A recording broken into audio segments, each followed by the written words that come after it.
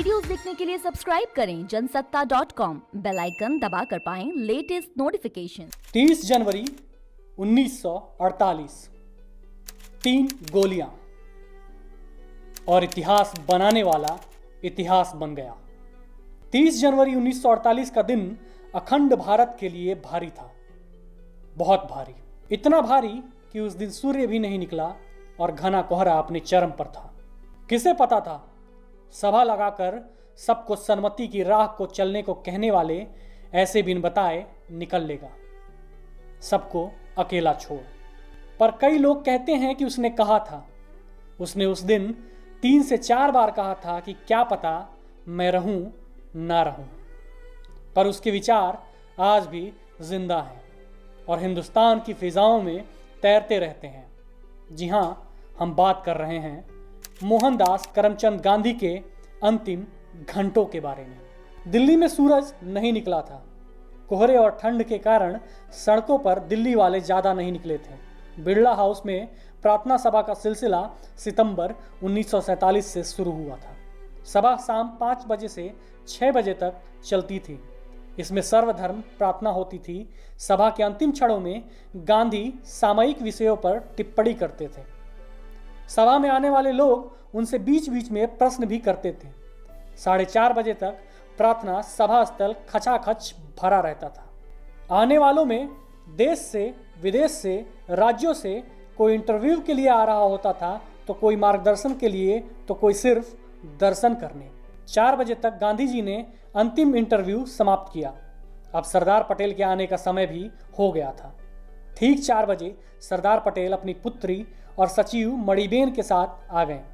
गांधी जी और सरदार पटेल तत्काल ही विचार विमर्श में लीन हो गए। शाम 4:30 बजे आभा उनका अंतिम भोजन लेकर आई। उसमें बकरी का दूध, पकी और कच्ची सब्जियां, संतरे और अदरक, नींबू, मक्खन और एलो का जूस था। अपने कमरे में फर्श पर बैठकर उन्होंने अपना अंतिम भोजन लिया और सरदार पटेल से बातचीत भी जारी रखी।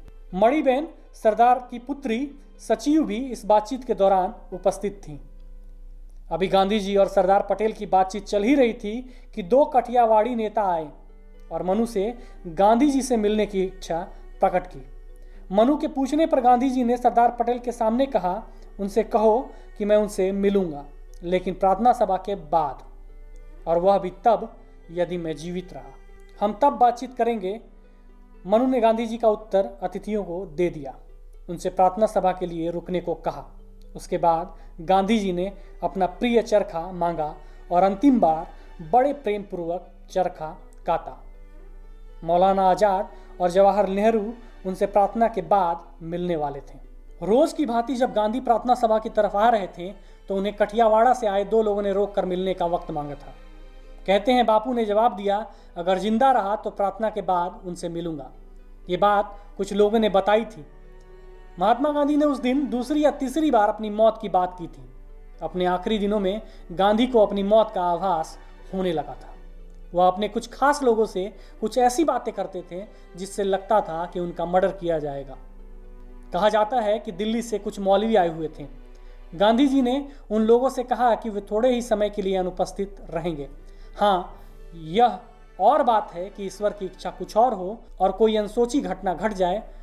उन्होंने विषम से कहा कि मेरे जरूरी पत्र मुझे दे दो, मुझे उनके जवाब आज ही देने चाहिए, क्या पता कल मैं रहूं न रहूं। शाम 5 बजे आभा ने गांधी जी को घड़ी दिखाई।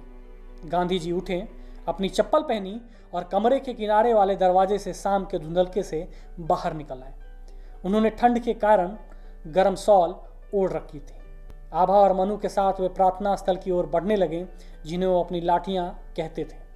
आज उन्हें प्रार्थना में देर हो गई थी। उन्होंने कहा, मैं 10 मिनट लेट हो गया हूं और मुझे देरी बिल्कुल नापसंद है। मुझे ठीक 5 बजे यहाँ होना चाहिए।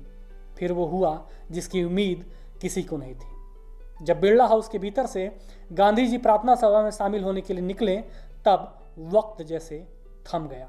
वक्त था 5:17। आमतौर पे गांधी जी 5:10 पर प्रार्थना के लिए आ जाते थे, लेकिन उस दिन कुछ देर हो गई थी। उनकी आयु और उनके स्वास्थ्य की वजह से हमेशा उनके कंधे और हाथ मनु और आभा के कंधे पर रहते थे। उस दिन भी उन्हीं के कंधों पर उनका हाथ था। तभी पहली गोली की आवाज आई। नाथूराम गोडसे ने बापू के साथ खड़ी महिला को हटाया और अपनी सेमी ऑटोमेटिक पिस्तौल से एक के बाद एक 3 गोली मारकर उनकी हत्या कर दी। पहली गोली बापू के शरीर के 2 हिस्सों को जोड़ने वाली मध्य रेखा से 3.5 इंच दाईं तरफ और नाभि से 2.5 इंच ऊपर पेट में घुसी और पीठ को चीरते हुए निकल गई। गोली लगते ही बापू का कदम बढ़ाने को उठा, पैर थम गया, लेकिन वो खड़े रहे। दूसरी गोली उसी रेखा से 1 इंच दाईं तरफ पसलियों के बीच होकर घुसी और पीठ को चीरते हुए निकल गई। गोली लगते ही बापू का सफेद वस्त्र रक्त रंजित हो गया, उनका चेहरा सफेद पड़ गया और वंदन के लिए जुड़े हाथ अलग हो गए। क्षण भर में वे अपनी सहयोगी आभा के कंधे पर अटके रहे। उनके मुंह से शब्द निकला, हे राम। तीसरी गोली सीने में दाईं तरफ मध्य रेखा से 4 इंच दाईं ओर लगी और फेफड़े में जा घुसी। आभा और मनु ने गांधी जी का सिर अपने हाथ पर टिकाया। इस गोली के चलते ही बापू का शरीर ढेर होकर धरती पर गिर गया। चश्मा निकल गया और पैर से चप्पल भी। कई लोग उस वक्त यह जान ही नहीं पाए कि हुआ क्या, लेकिन जब देखा खून से लथपथ बापू जमीन पर पड़े हैं, उन्हें गोली लगने का पता तब चला जब उनकी सफेद धोती पर खून के धब्बे नजर आने लगे। आधी आंखें खुली हुई थीं। उन्हें बिरला भवन स्थित उनके खंड में ले जाया गया। आंखें आधी खुली हुई थीं। लग रहा था शरीर में अभी जान बची है। कुछ देर पहले ही बापू के पास से उठकर गए सरदार पटेल तुरंत वापस आए। उन्होंने बापू की नाड़ी देखी। उन्हें लगा कि नाड़ी मंद गति से चल रही है। इसी बीच वहां हाजिर डॉक्टर द्वारका प्रसाद भार्गव पहुंचे। कुछ देर बाद डॉक्टर जीवराज मेहता आए और उन्होंने बापू की मृत्यु की पुष्टि कर दी। महात्मा गांधी का जीवन उस इंसान जैसा साबित हुआ जो पेड़ तो लगाता है लेकिन उसकी छांव और फल की अपेक्षा नहीं करता। गांधी जी ने अपने जीवन के 12,075 दिन स्वतंत्रता संग्राम में लगाए, लेकिन उन्हें आज़ादी का सुकून मात्र 168 दिनों का ही मिला। इस तरह से अंग्रेजों को मात देने वाले को मिटा दिया गया। 30 जनवरी 1948 3 गोलियां और इतिहास बनाने वाला इतिहास बना दिया गया।